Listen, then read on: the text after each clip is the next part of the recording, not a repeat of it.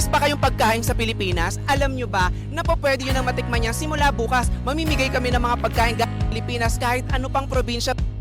Tama na mga kasama natin dahil nandito tayo ngayon sa night market. Ang KN Express ay mamimigay po starting tomorrow ng mga pagkain galing Pilipinas hanggang sa mag-close ang night market. Tama, Nelson?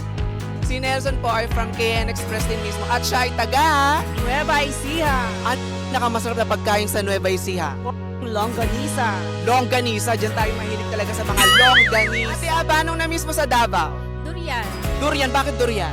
Masarap. Masarap, gusto ko yun. Masarap naman talaga pag nakakatusok, di ba? Charas. So, ayan po. So, ayan, tamang po dahil ang KN Express hatid po nila sa inyo ang pagpapamigay ng mga pagkain galing Pilipinas. At ang lahat po na ito ay hatid sa inyo na KN Express.